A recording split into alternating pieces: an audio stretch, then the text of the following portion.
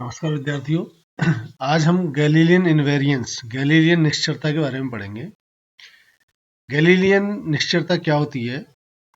अगर दो निर्देश तंत्र एक दूसरे के सापेक्ष यूनिफॉर्म वेलोसिटी से गति कर रहे हैं तो उन दोनों निर्देश तंत्रों में भौतिकी के सभी फंडामेंटल लॉज या बेसिक लॉज समान रहेंगे, आइडेंटिकल रहेंगे। इसको प्रूव करने के लिए invariance of Newton's law under Galilean transformation हम याद करते हैं। तो न्यूटन का पहला नियम है जिसको हम जड़त्व का नियम भी कहते हैं। तो इसके अनुसार अगर किसी कण पर कोई बाह्य बल कार्य नहीं कर रहा है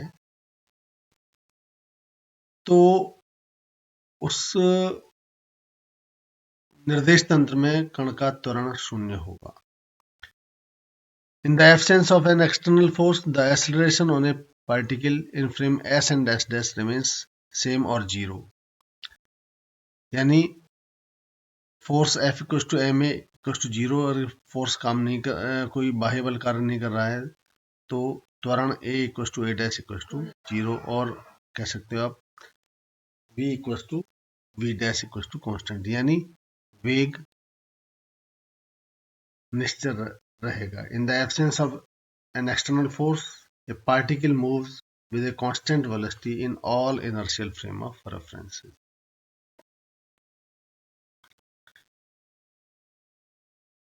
इसी तरह से न्यूटन का सेकंड लॉ लेते हैं।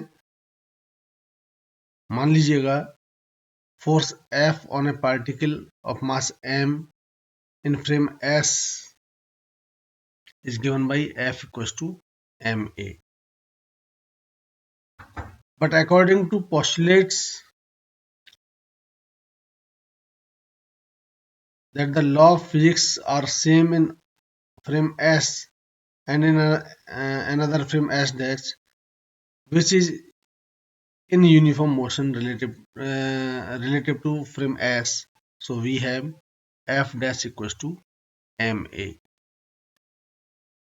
According to Galilean invariance या according to Galilean transformation, Galilean रूपांतरण में हमने देखा था कि S और S डैश में त्वरण समान रहता है, A dash equals to A।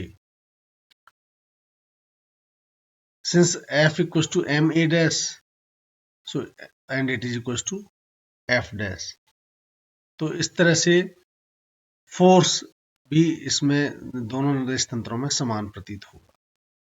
Third law Newton का है, since force remains invariant under Galilean transformation, therefore all action and reaction force will be remains invariant in all inertial frame of reference। यानी अगर Galilean रूपांतरण में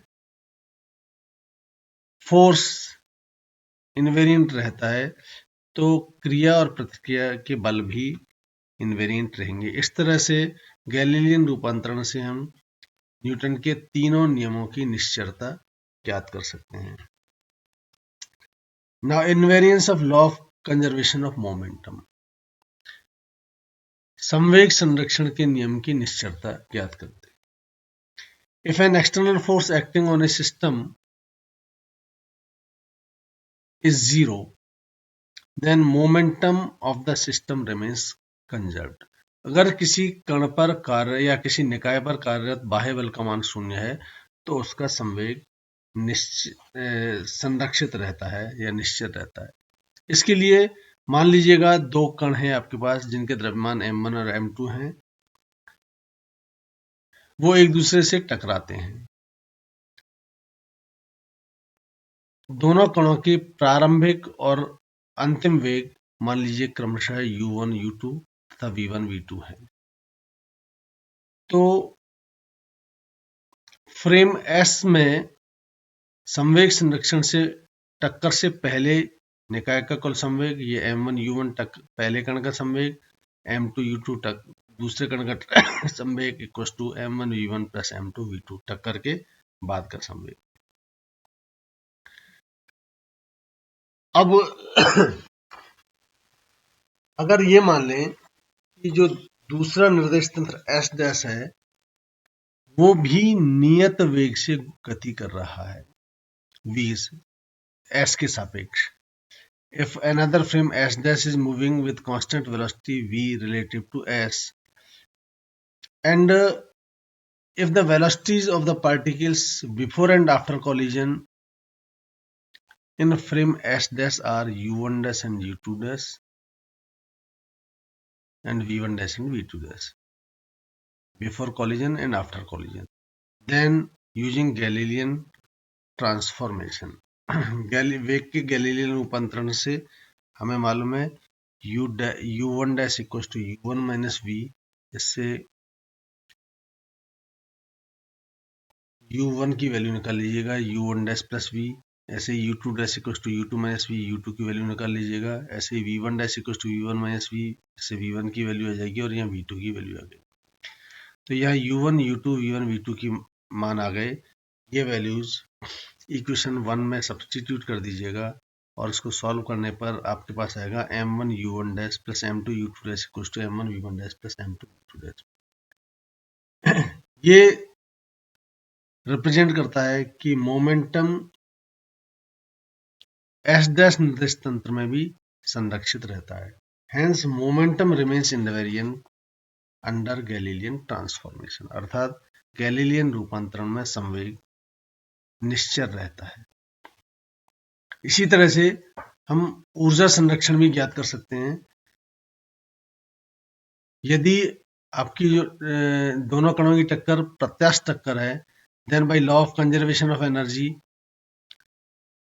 इन frame S dash we have total energy before collision equal to total energy after collision, m1 half m1 u1 square plus half m2 u2 square equal to half m1 v1 square plus half m2 v2 square. u1 u2 v1 v2 के मान हमने अभी ऊपर निकाले हैं। यही मान यहां से इस समीकरण से और समीकरण नंबर ये इक्वेशन 4 माना है, इसमें पुट कर दीजिएगा और इसको सॉल्व कर लीजिएगा। सॉल्व करेंगे तो आपके पास वैल्यू आ जाएगी ये, ठीक है। तो यहाँ देखिए m1 u1 dash plus m2 u2 dash बराबर है m1 v1 dash plus m2 v2 dash. तो ये दोनों को v से मल्टीप्लाई हो रहा है तो ये कैंसिल हो जाएंगे। आपके पास केवल इक्वेशन बचेगी half m1 u1 dash square plus half m2 u2 dash square equal to half m1 v1 dash square plus half m2 v2 dash, जो कि एस डैश निर्देश तंत्र में एनर्जी कंजर्वेशन को रिप्रेजेंट करता है। इस तरह से गैलीलियन रूपांतरण में ऊर्जा और संवेग की निश्चरता भी हम ज्ञात कर सकते हैं। Thank you.